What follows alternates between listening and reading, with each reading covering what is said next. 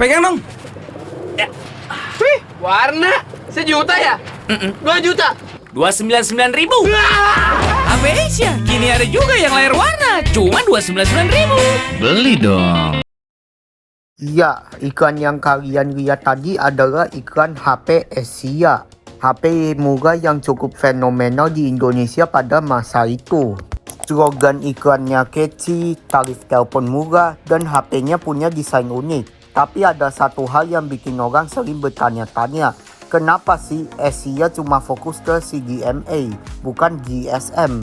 Padahal GSM waktu itu udah jadi standar global. Kita bakal bahas secara tuntas sejarah, strategi, sampai alasan bisnis dibalik keputusan itu. Dan tentu gimana akhirnya langkah itu menjadi bumerang bagi mereka.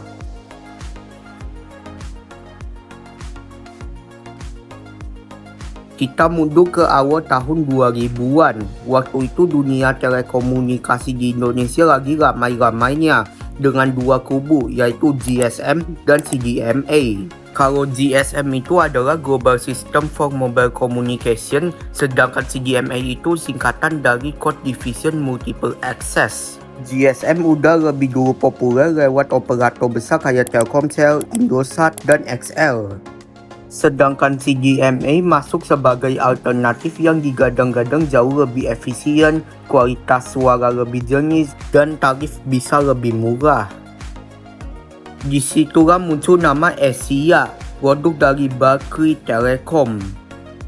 Mereka ngeliat celah, GSM udah mahal dan mainstream, sementara CDMA bisa diposisiin sebagai layanan rakyat dengan harga terjangkau. Strateginya jelas, Asia mau jadi operator murah meriah yang bisa bikin orang biasa punya akses komunikasi tanpa takut pulsa cepat habis.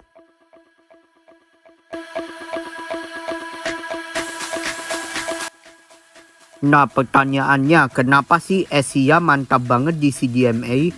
Karena ada beberapa alasan yang kuat. Pertama, biaya lisensi. Buat GSM, lisensi frekuensinya mahal banget, sedangkan CDMA relatif lebih murah karena dianggap teknologi alternatif.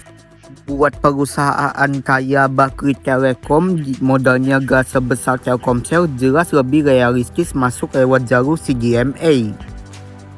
Kedua, segmentasi pasar. Asia sadar mereka gak mungkin head to head sama raksasa GSM. Jadi mereka lebih milih positioning sebagai operator komunitas dengan tarif yang hemat. Kampanye iklan Asia bahkan selalu menekankan murahnya telepon sesama pengguna yang bikin banyak orang beli HP Asia cuma buat komunikasi keluarga atau komunitas tertentu.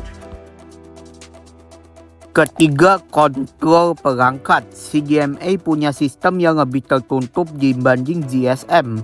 Artinya, operator bisa lebih gampang kontrol handset yang dipakai pengguna. HP Asia dijual bundling dengan nomor, jadi otomatis orang yang beli HP itu terikat dengan layanan Asia.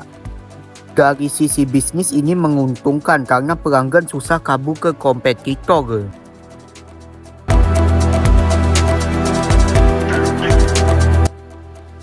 Walaupun kelihatannya menjanjikan, CDMA punya sejumlah tantangan teknis yang bikin masa depannya gak secerah GSM.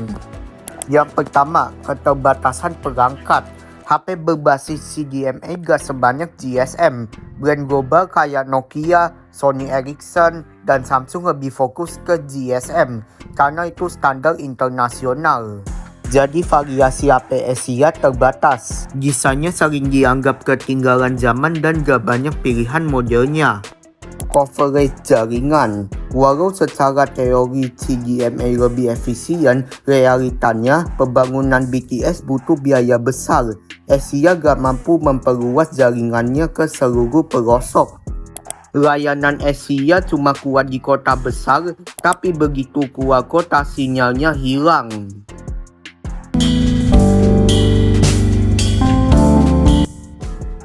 Nah, pertanyaannya, kenapa Asia tidak pindah ke GSM dan malah stay di CDMA? Alasannya simple. Yang pertama, dari awal memang dibangun untuk CDMA. Perusahaan yang menjalankan Asia yaitu Bakri Telekom sejak awal membangun jaringan dengan teknologi CDMA 2000. Kalau migrasi ke GSM artinya harus keluar biaya lagi buat lisensi, infrastruktur, dan marketingnya. Yang kedua, strategi pasar yang berbeda. Operator GSM seperti Telkomsel, Indosat, XL Axiata fokus ke layanan mobile umum. Sedangkan Asia lebih fokus ke telepon murah, HP bandri murah, pengguna kelas menengah ke bawah. Dukungan regulasi gak cukup buat lawan dominasi pasar GSM.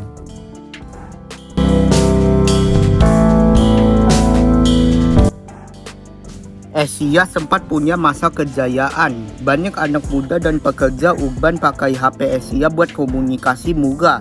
Bahkan tarif SMS dan nelponnya lebih rendah daripada GSM. Tapi seiring waktu, smartphone Android mulai mendominasi dan mayoritasnya cuma support GSM atau 2 GSM. CDMA akhirnya makin ditinggalkan. GSM berkembang cepat dengan 3G dan 4G. Sementara CDMA stagnan.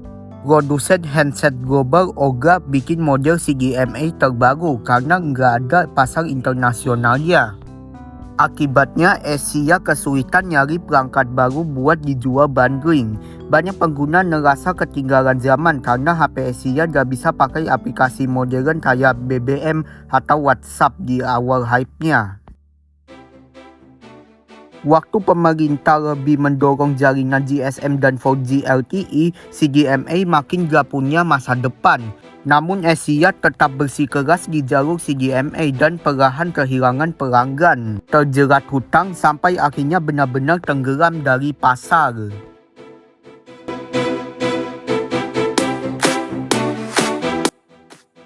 Cerita tentang Asia yang gua bahas kita bisa ambil sebagai kesimpulan penting. Yang pertama, teknologi harus terus beradaptasi. Walaupun Asia sangat populer dengan teknologi CDMA, mereka kurang cepat beradaptasi ketika teknologi GSM dan smartphone mulai mendominasi. Bisa disimpulkan perusahaan teknologi harus selalu mengikuti perkembangan zaman.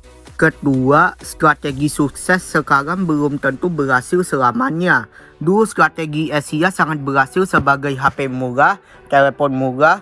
Namun ketika kebutuhan orang berubah ke internet dan smartphone, strategi itu tidak lagi cukup.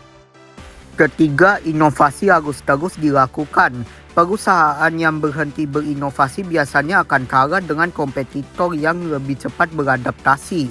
Bisa disimpulkan kalau kesuksesan di masa lalu tidak menjamin kesuksesan di masa depan. Dalam dunia teknologi, kemampuan untuk beradaptasi dan berinovasi sangat penting agar tidak tertinggal oleh perubahan zaman.